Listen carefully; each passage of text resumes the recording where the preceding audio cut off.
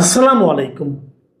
প্রিয় দর্শক, আমাদের রাষ্ট্রপতি, সাবেক রাষ্ট্রপতি শাহাবুদ্দিন সাহেব উনি পদত্যাগ করার পর শুরুর কয়েকদিন আমরা বেশ শুনেছি, বেশ একটা জল্পনা কল্পনাও ছিল যে কে হতে যাচ্ছেন পরবর্তী রাষ্ট্রপতি, মানে বিএনপির রাষ্ট্রপতি কে হবেন।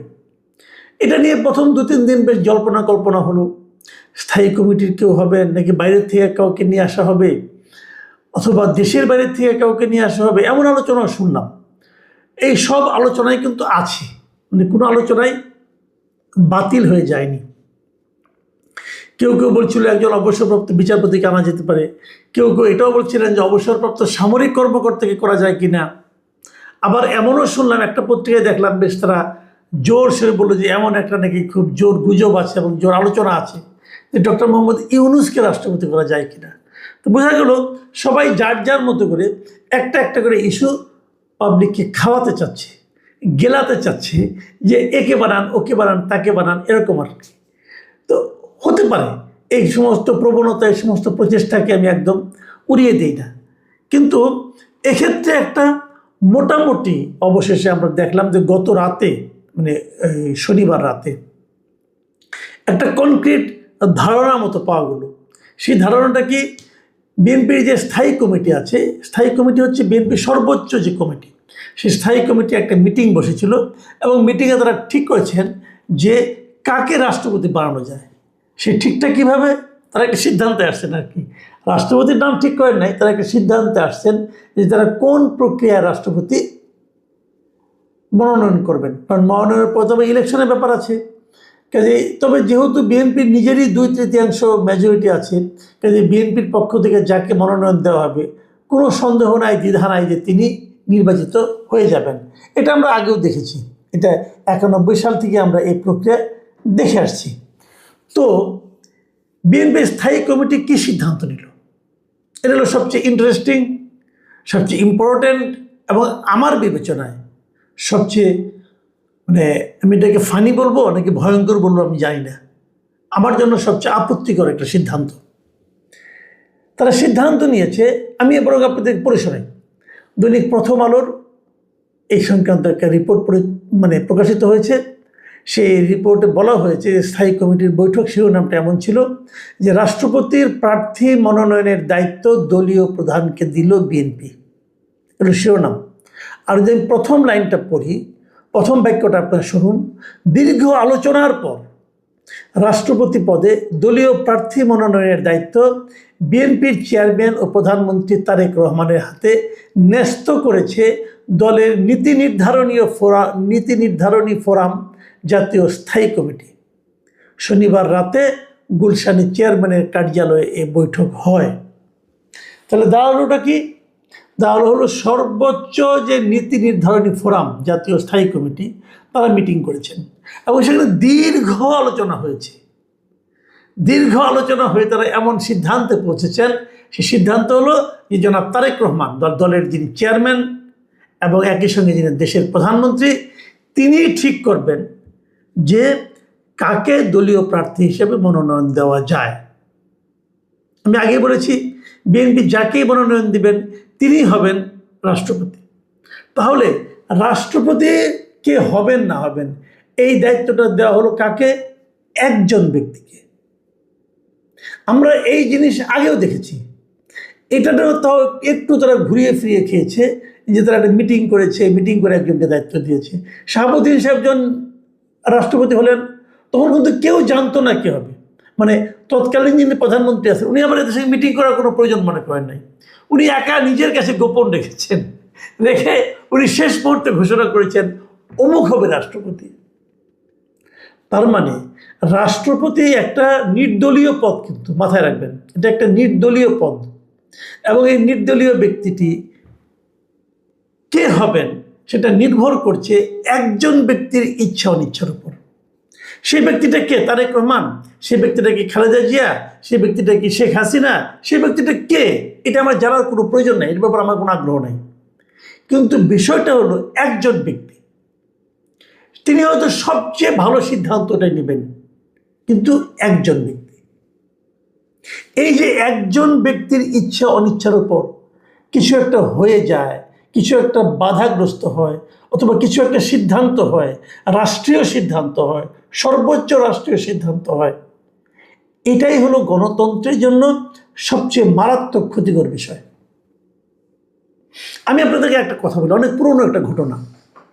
আমি যখন একটা দৈনিক পত্রিকার চাকরি করতাম, দৈনিক আমার দেশ পত্রিকার সময় চাকরি করতাম, সেই সময় আমি জাতীয় পার্টির একজন বড় নেতা মিস্টার জিএম কাদের, যিনি চেয়ারম্যান, আমি জিএম কাদের একটা ইন্টারভিউ করতে গিয়েছিলাম। তো ওই লোকটাকে আমি পছন্দ করি পার্সোনালি, যে উনি বেশ লজিক্যাল লোক, কথাবার্তা ভালো বলেন। তো ওনাকে প্রশ্ন করতে করতে এক পর্যায়ে আমি বললাম যে আপনারা তো গণতন্ত্রের কথা বলেন, কিন্তু আপনার যিনি চেয়ারম্যান আছেন, তখন এরশাদ ছিলেন চেয়ারম্যান, তো উনি একা সিদ্ধান্ত নেন কে থাকবেন কে থাকবেন না, কে মহাসচিব হবেন কে মহাসচিব হবেন না, কে কাকে বহিষ্কার করা হবে কাকে বহিষ্কার করা হবে না, উনি একাই সিদ্ধান্ত দেন। এবং এই জিনিসটা আপনাদের দলের গঠনতন্ত্রের মধ্যেও আছে। তো গঠনতন্ত্র যদি এমনভাবে হয় যে একজন ব্যক্তি এককভাবে সিদ্ধান্ত দিবেন যে কী হবে কি না হবে, কাকে বাদ দেওয়া হবে কাকে রাখা হবে, কাকে কি পদ দেওয়া হবে, তাহলে এটা কি গণতন্ত্র হলো? ওনার জবাবটা ছিল তখন এরকম, উনি বলেছিলেন আমরা দলের সবাই মিলে ওনাকে যদি দায়িত্বটা দিই তাহলে এটাই তো গণতন্ত্র। তো আমি জীবনে এরকম হাস্যকর যুক্তি আর খুব কম শুনিনি, সে আমরা দলের সবাই মিলে ওনাকে দায়িত্ব দিয়েছি, অতএব উনি একা যেটা করবেন সেটাই গণতন্ত্র।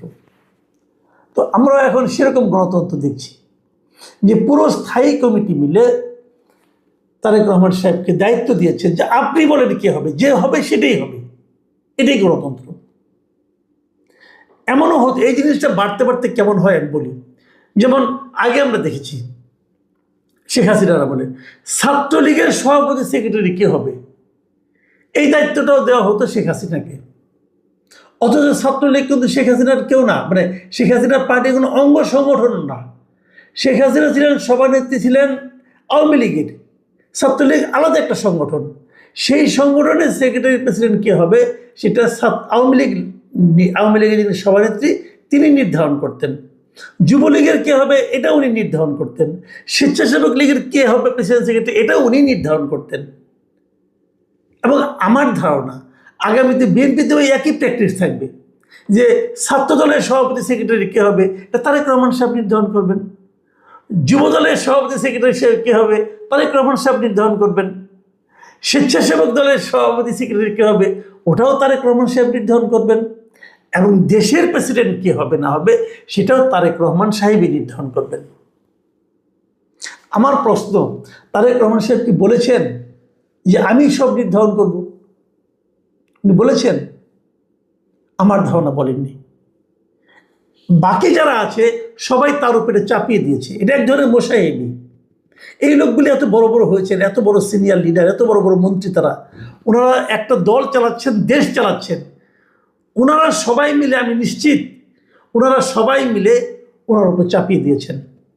এবং এই চাপিয়ে দেওয়ার মাধ্যমে ওনার কাছে দেখাতে চেয়েছেন যে দেখেন আমরা আপনার কতটা অনুগত, আমরা কিছুই বুঝি না, আমরা নাবালক, আমরা কিচ্ছু বুঝি না, আপনি যা বলবেন সে এটাই হবে। এই যে এটাকে আমি আনুগত্য বলবো না, কিন্তু এই যে একজন লোককে বিভ্রান্ত করার একটা প্রক্রিয়া, এর মাধ্যমে ওনারা তারেক রহমান সাহেবকে বিভ্রান্ত করছেন। কেবল তাই নয়, যদি নির্বাচন নিয়ে কোনো সমস্যা হয়, ধরেন এমন একজন লোককে নির্বাচন করা হলো যাকে নিয়ে প্রচুর দেশ জুড়ে বিতর্ক হলো, সেই বিতর্কের দায়ও কিন্তু তারেক রহমান সাহেবকে বহন করতে হবে। কেন উনি এটা করতে যাবেন? কেন ওনার উপর চাপিয়ে দেওয়া হলো? হয়তো ভদ্রলোক কিছু না করতে পারেন নাই, অথবা উনি কেন উনি কিন্তু এনজয় করেছেন আমি জানি না। যদি এনজয় করে থাকেন তাহলে ওনার জন্য আমার দুঃখ হলো। এই জায়গাটাতেই সমস্যা। ধরেন এখনই এনজয় করছেন, হয়তো ভালো করছেন, এরকম করতে করতে অভ্যস্ত হয়ে যাবেন। এক পর্যায়ে উনি নিজেই সব সিদ্ধান্ত নিজের থেকে দিবেন, তখন আর স্থায়ী কমিটিকে মিটিং করে দীর্ঘ আলোচনা করে ওনাকে দিতে হবে না, উনি নিজেই দায়িত্ব নিয়ে নেবেন। ঠিক আছে, আমি বলবো আপনারা সবাই চুপ করে থাকেন। যখন এইভাবে কি কারণে নামাজ কেন এই চিন্তাটা আসবে, তখন উনি হয়তো ভাববেন আর আমি তো পারি, আমি তো আগেও করেছি, এই যে আমি সব পারি, এই যে আমি সব ঠিক করি, আমার করা নিয়ে কেউ কোনো প্রশ্ন করে না, এই যে চিন্তাটা, এই যে মানসিকতাটা, এই মানসিকতাটা হলো একজন মানুষকে স্বৈরাচারী করে তোলে।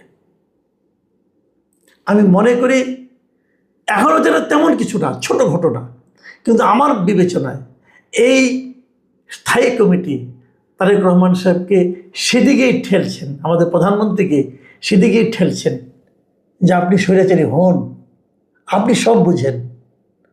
ভাই, মানুষ তো আমরা সবাই, এবং এর মাধ্যমে ওনাকে তারা বিপদেও ফেলছেন। এই সমস্ত সমালোচনা আপনি গ্রহণ করেন, আমরা কিছু জানি না।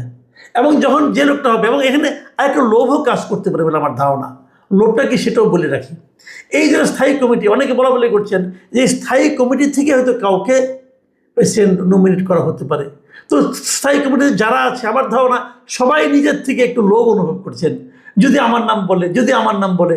তো আমি যদি এখানে কিছুটা বলা বলি করি কাকে নিতে হবে, আমি তো নিজের কথা বলতে পারবো না, কাজে এই দায়িত্বটা আমরা ওনাকে দিয়ে দিই। সমস্যা তো ছিল না, আপনারা গোপন ভোটের মাধ্যমে করতে পারতেন। গোপন ভোট করতেন যে আপনি ভাই কাকে পছন্দ করেন, প্রত্যেকটা স্থায়ী কমিটির সদস্যকে বলতে পারতেন যে ভাই আপনারা এক কাজ করেন, আপনারা 5 জনকে একটা নাম দেন। এই 5 জনের কোনো প্রার্থী হয় নাই, কেউ নাম জানেন, আপনার মনের থেকে আপনি যে 5 জনকে আপনার পছন্দ হয়, মনে মনে যার কথা ভাবছেন, হয়তো এই কথাটা কেউ ভাবে নাই, হয়তো আপনি আপনার কোথাও ভাবছেন, কোনো সমস্যা নাই। আপনি 5 জন লোকের একটা তালিকা দেন, সিরিয়ালে দেন, যাকে 1 নম্বরে চান, 2 নম্বরে চান, 1, 2, 3 করে 5 জন নেন। সবার কাছ থেকে নেন না 5 জনকে সিরিয়াল, গোপন ভোটে একটু খুলেন, ওখানে তো আমরা বুঝতে পারবেন সবাই মিলে কি চায়। কিন্তু সেই রিস্কেও কেউ যায় নাই। এখানে একসঙ্গে অনেকগুলি বিষয় কাজ করেছে। প্রথমত লোভ, দ্বিতীয়ত মোসাহেবি, এবং তৃতীয়ত দায়টা একজন লোকের উপর চাপানোর মানসিকতা। প্রিয় দর্শক, হয়তো অনেকে বলবেন নাকি ছোট বিষয় নিয়ে আলোচনা কি দরকার। বিষয়টা ছোট, কিন্তু আফটার ইফেক্ট অনেক বড়।